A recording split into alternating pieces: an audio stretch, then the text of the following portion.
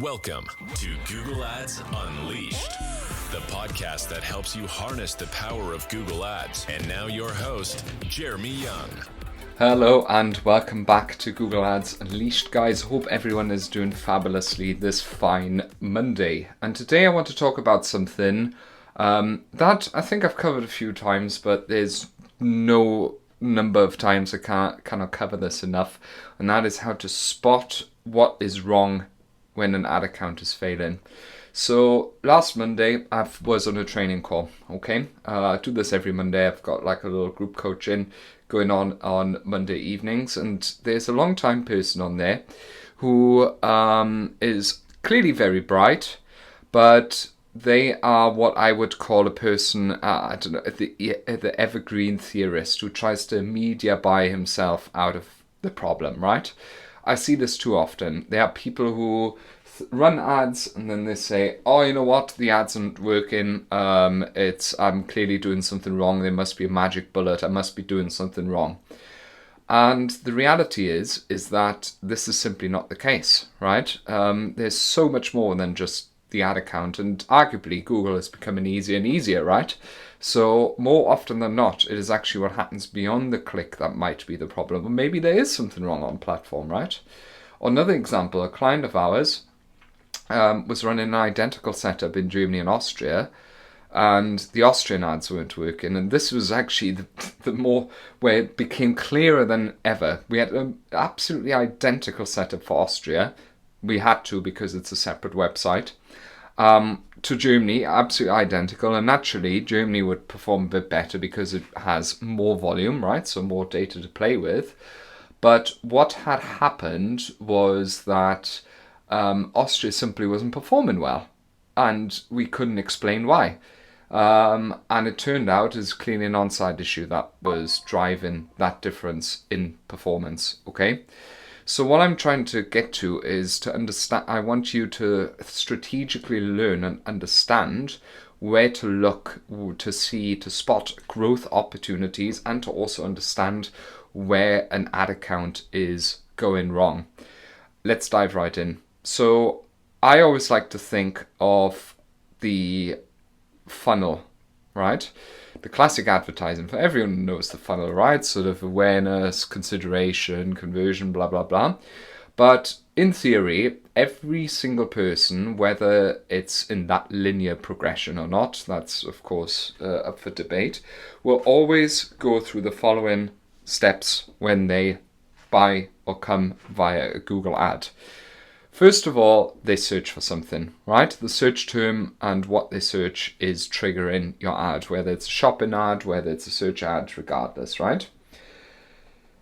That is the first step of this progression of the funnel. The second step is that they click on your ad, right? So they interact with your ad.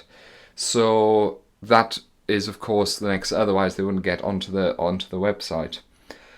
That click costs something. That's your cost per click, right? So how much do you spend of getting this person onto your website? So your CPC. So that's kind of the next step in the funnel. So search, interaction with ad, cost of ad. Then the next step, traditionally with e-commerce, is add to cart rate. So people usually land on a product or collection page and then head to the product that they want to buy and add something to the cart. How high is that? Then they go to the basket or checkout, right? So that's your checkout reach rate, and they end up buying. That is the natural progression. Someone purchasing something, they think of got a need or whatever. They search for something, what they want. They interact with an ad. It costs something. Then they add to cart, they go to the checkout and buy. It's really as simple as that, and I feel a lot of people are completely overcomplicating it, because in order to run successful ads or in order to scale, all of these have to be aligned. There has to be people searching for your stuff, right?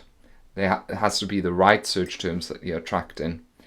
You have to have good ads that people interact with. You have to have reasonable click costs. You have to have an attractive offer so people want to add it to the cart. You want to have a good sort of user experience so people reach the checkout and want it, then you have to have a good checkout for people to, for instance, reasonable shipping prices for people to actually convert. And the issue that I find very often is people are stuck with scaling when one of these issues are not ideal. Okay? What do I mean by that? For instance, if you have really high click costs, well, then your conversion rate has to kind of compensate for the high click costs, right? So if something is working kinda but not really actually going that great or not scalable, it's because there's always one issue in that chain of events that another thing has to compensate for.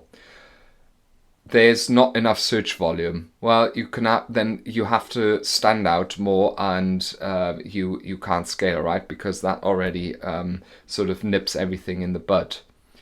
If you have terrible interactions with your ad, right, then you need to write better ad. Even if you're reaching the right audience, then you have to be better than your competitors in order to scale.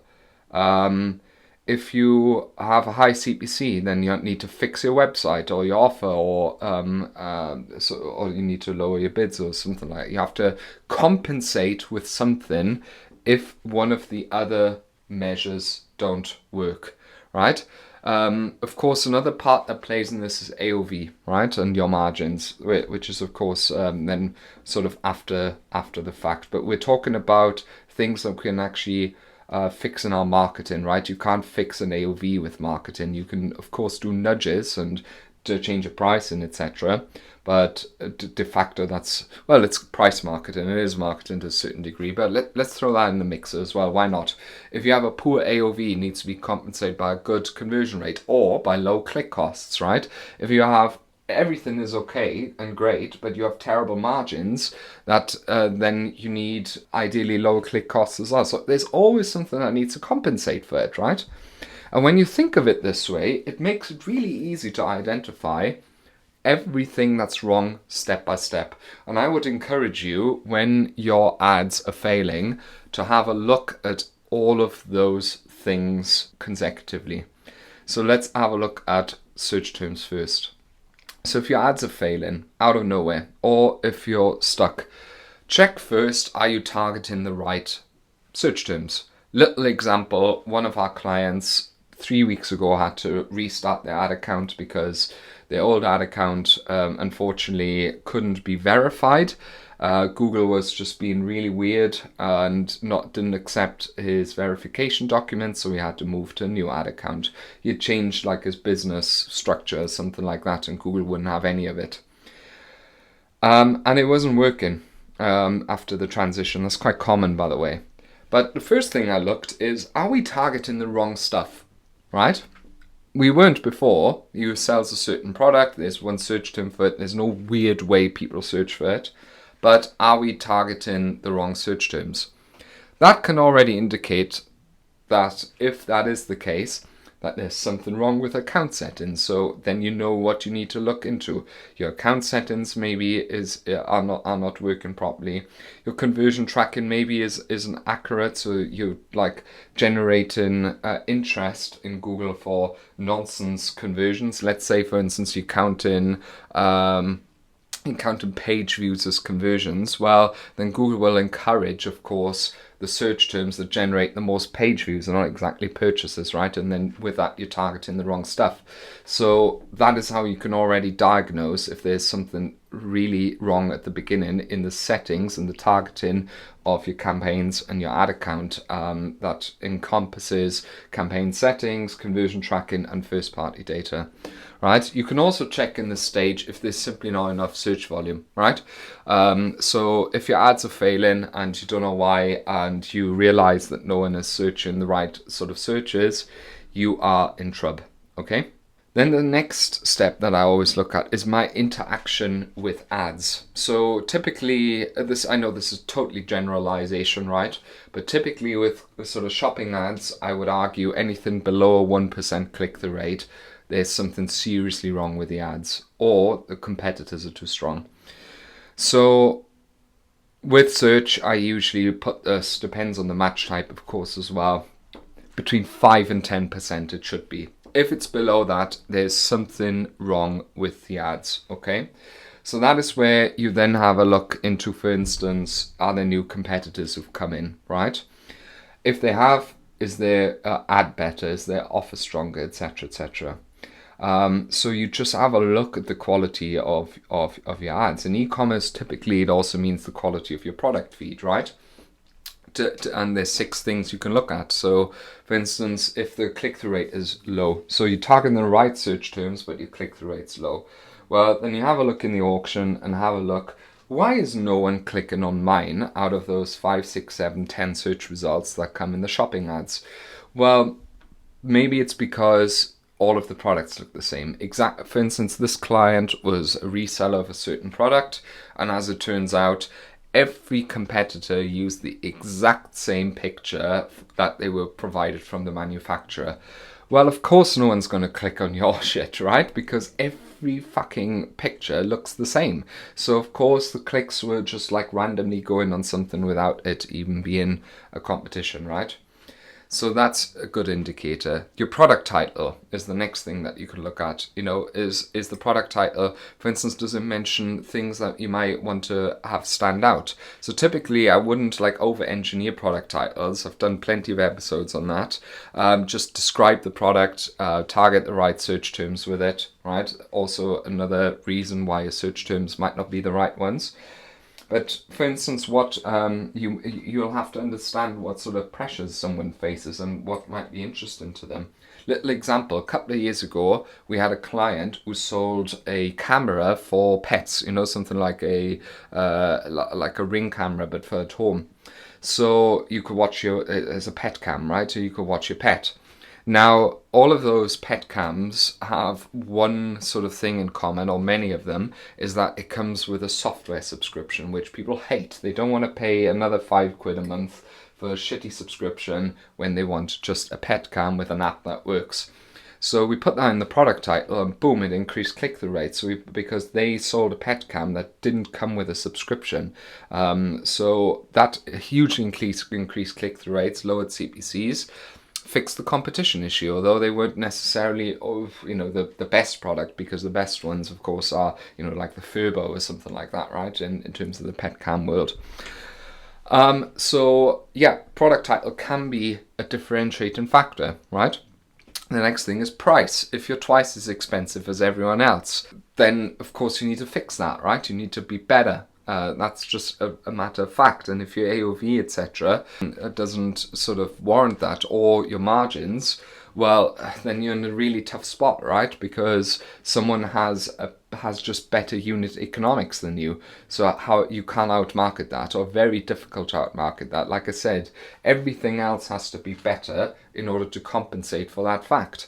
And that's really hard, right? Especially in mature markets. Then the next thing was social proof. Like another example, one of our clients, the same one where we reshuffled the ad account, for some reason had a few poor reviews because PayPal blocked their payment gateway in May and so on. As a result, he got like a few chargebacks, etc., which weren't great, causing poor product reviews. Suddenly, he's in a sea of 4 or 5 different competitors, where he has 4 out of 5 stars and other competitors have 5 out of 5 stars. Well, you need to fucking fix that, right? Because you're standing out as the worst option, or the worst option. So that's not gonna help. And then sometimes people just don't use the CSS, right? So that decreases their bidding power, that decreases their competitiveness, and they're not shown in the auction as much.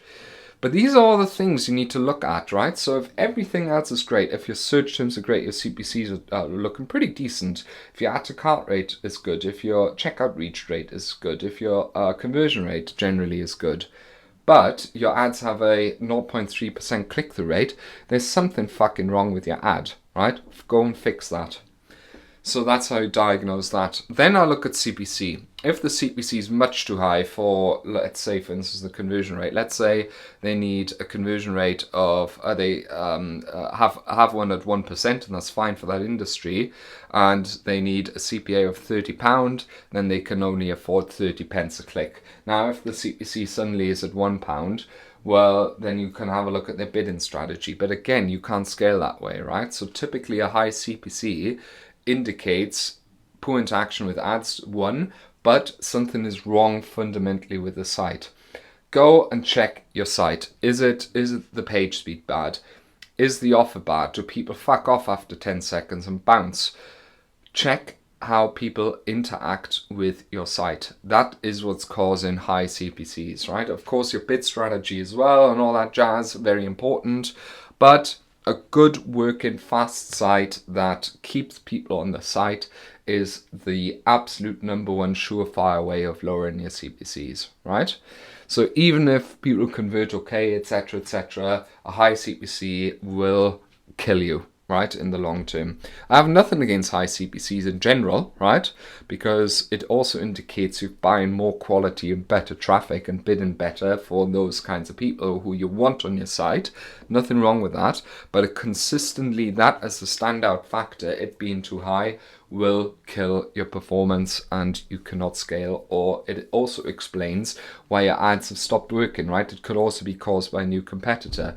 If ads suddenly don't work or the performance goes down, and you look at the last 90 days and see CPCs are threefolded in that time, although I've not really changed my bidding strategy, there's something up with the site or new competitors come in. Then the next thing that I then look at, let's say all of this is great, but then I look at the add to cart rate, and the add to cart rate for that industry is way below where it should be. That is usually an indicator that there's something wrong. Add to cart rates typically is super high in like fashion because people add like a lot to the basket and then don't necessarily buy. They're just like window shopping. But typically you would want that to be anywhere between kind of 7 to 15% for like normally priced products. Is of course a lot lower with stuff like beds or really high average order value stuff, right? So typically the higher average order value, the lower the direct response conversion rate and interaction with your offer. But if you're in a normally priced sort of environment, right? Let's say you sell something for between 50 and £100, you would want that add to cart rate to be anywhere between, let's say, 6-7% up to 15%, right? There's no negotiation here. If that is too low already, then you typically have an offer or product problem, or product page problem. So, or one of the three things actually. You have a product problem, an offer problem, or product page problem, right? So it could be inaccurate tracking, of course, but let's just like not look at that. Let's say everything else is great and your add to cart rate's too low. Maybe your product is shit compared to competitors. Maybe you think your product is better than it actually is in reality, right? This is just something you need to take a reality check on. The second option could be your offer is not good enough. Look at competitors. What are they doing? Do they have a better offer? Do they bundle up? Do they give a discount? It could also be temporary, right? They got a sale on, you don't. Well, your performance goes down.